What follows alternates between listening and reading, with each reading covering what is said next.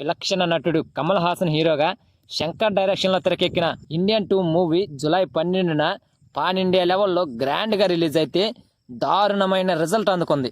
Box office దగ్గర ఈ సినిమాకి ఫస్ట్ డేనే డిజాస్టర్ ముద్ర వేసేశారు.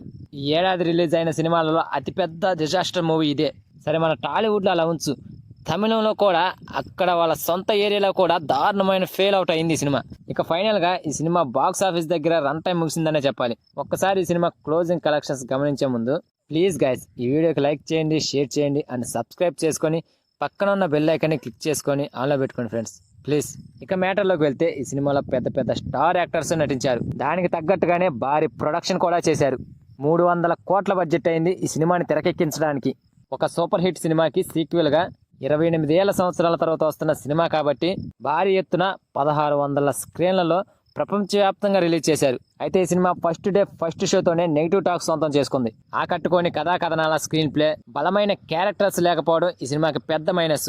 దీంతో స్టార్టింగ్లో వచ్చిన ఓపెనింగ్స్ తర్వాత రాబట్టలేకపోయింది ఈ సినిమా. దీంతో ఈ సినిమా ఇండియాలో పెద్దగా కలెక్షన్స్ రాబట్టలేకపోయింది.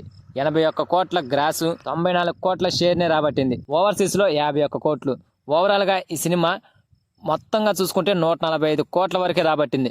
అన్ని చోట్ల కూడా ఈ సినిమాని థియేటర్స్ నుంచి ఎత్తివేశారు. దీంతో 145 కోట్లతో క్లోజింగ్ కలెక్షన్స్తో ముగించుకుంది ఈ సినిమా.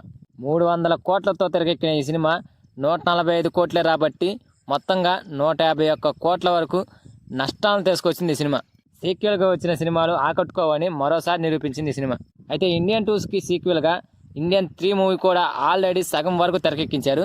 దాన్ని థియేటర్లో రిలీజ్ చేస్తారా లేదా అనేది తెలియాల్సి ఉంది. సో ఫ్రెండ్స్, ఈ సినిమాపై మీ ఒపీనియన్ ఏంటో కామెంట్ చేయండి ఫ్రెండ్స్. అలాగే ఈ వీడియో కనుక మీకు నచ్చితే ప్లీజ్ గైస్ ఒక లైక్ చేసి వెళ్ళండి ప్లీజ్.